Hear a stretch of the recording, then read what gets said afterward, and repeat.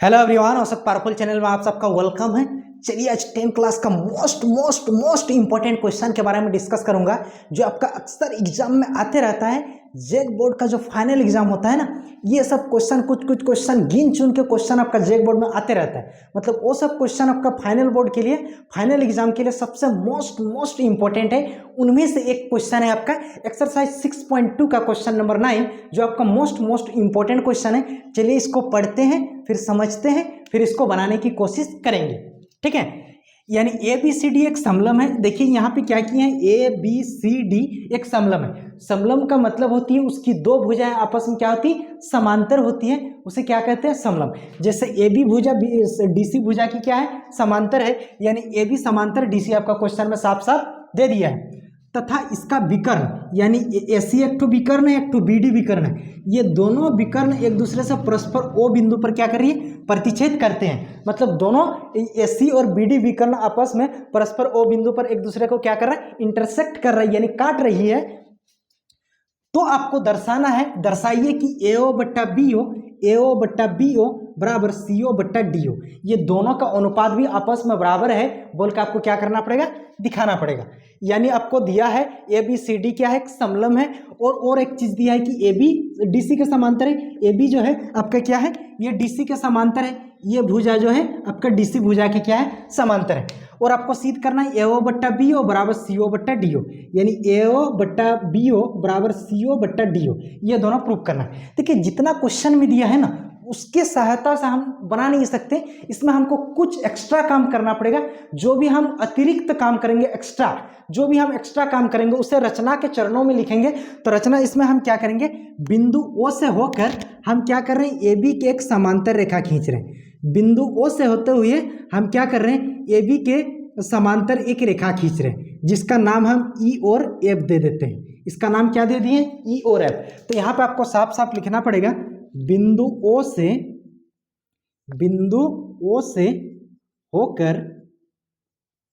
होकर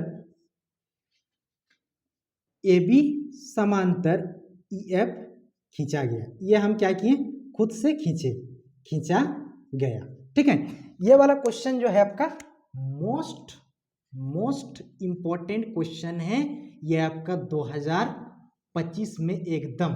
ठीक है, तो चलिए अब बात करते हैं। चलिए इसको बनाने की कोशिश करते हैं। प्रमाण, सबसे पहले इसका कुछ नियम को जान लेते हैं। देखिए पहले से हमको क्वेश्चन में साफ साफ ये ए बी जो है आपका डी सी के समांतर है, ये क्वेश्चन में दे दिया है। ये जो है ए बी जो है आपका क्या है, डी सी के समांतर है। ये क्वेश्चन में आपको साफ साफ दिया है। सेकेंड चीज का अगर बात करेंगे, जो अभी हम रचना से बनाए, ए बी रेखा किस रेखा के समांतर है, ई एफ के। ये हम रचना से दिखाएं, यानी ए बी रेखा जो है आपका ई एफ के समांतर है। ये आपका रचना से, यह हम कहाँ से लिख सकते हैं, रचना से। ये 9 क्लास का एक थ्योरम कहता है कि यदि एक चतुर्भुज में दो रेखाएं मतलब दो त्रिभुज मतलब दो त्रिभुजों की समांतर रेखाएं बराबर होती है। यदि एक त्रिभुज मतलब किसी त्रिभुज में दो रेखाएं आपस में अगर समांतर होती है, तो आपका क्या हो जाएगा, तीसरी रेखा भी ऑटोमेटिक क्या हो जाएगा, समांतर हो जाएगा। यानी बोलने का मतलब होता है ए बी आपका डी सी के समांतर है और ए बी आपका क्या है, ई एफ के समांतर है। तो थ्योरम के मुताबिक क्या हो जाएगा, आपका डी सी किसके समांतर हो जाएगा, ई एफ के समांतर हो जाएगा। इसीलिए आपका हो जाएगा ई एफ जो है, ई एफ आपका यानी डी सी जो है आपका किसका समांतर हो जाएगा, यानी डी सी समांतर हो जाएगा ई एफ। ठीक है, चलिए यहाँ तक आप समझ गए होंगे। चलिए अब इसको आगे बनाने की कोशिश करते हैं। त्रिभुज अब हम ले लेते हैं ए डी सी में। कौन से त्रिभुज में, ए डी सी में। ठीक है, यानी त्रिभुज ए डी सी में। ए डी सी में मतलब इसमें देख लीजिए, ए डी सी का त्रिभुज का मतलब ए डी सी, मतलब ये वाला त्रिभुज में इसमें देखिए आपका डी सी का समांतर क्या है, ई एफ, जो हम प्रूव कर चुके हैं यहाँ पे। डी सी के समांतर यानी डी सी के समांतर ई एफ हम ये प्रूव किए हैं यहाँ पे। जब इसमें ए डी सी में डी सी के समांतर ई एफ है, इसका मतलब ए ई बट्टा डी ई बराबर हम ए ओ बट्टा सी ओ लिख सकते हैं थेल्स थ्योरम से। तो यहाँ पे आप लिख सकते हैं ए ओ बट्टा ए ई, इधर क्या है आपका ए ई बट्टा डी ई DE यानी AE बट्टा DE बराबर AO बट्टा CO बराबर हम क्या लिख सकते हैं, AO बट्टा CO।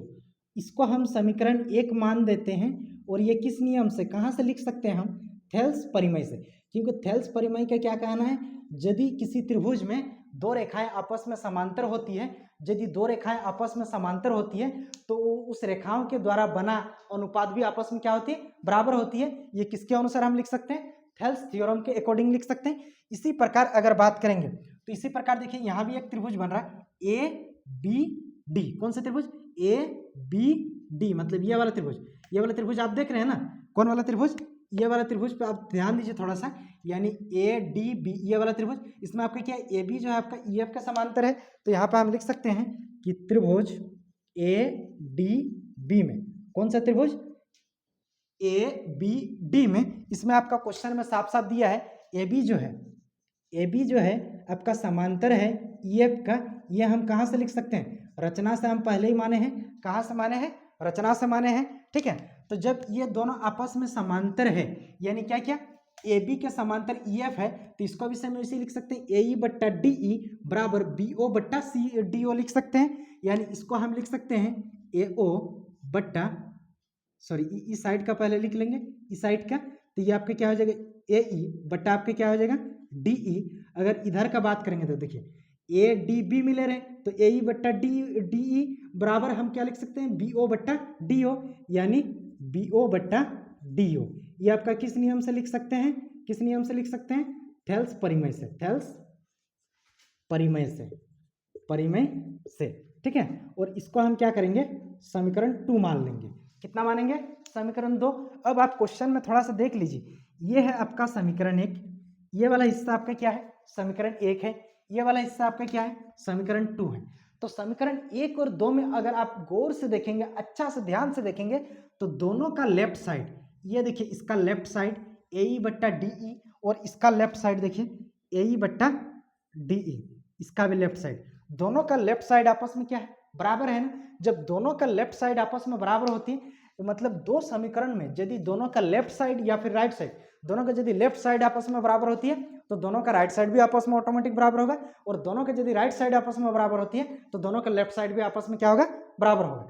तो हम समीकरण 1 और 2 से कंक्लूजन निकाल सकते हैं, समीकरण 1 और 2 से हम कंक्लूजन निकाल सकते हैं और इस स्थिति पर पहुंच सकते हैं कि जब दोनों का लेफ्ट साइड AE बट्टा DE दोनों का जब लेफ्ट साइड आपस में बराबर है तो दोनों का राइट साइड भी आपस में क्या होगा, बराबर होगा। यानी आपका AO बट्टा CO बराबर आपका BO बट्टा DO।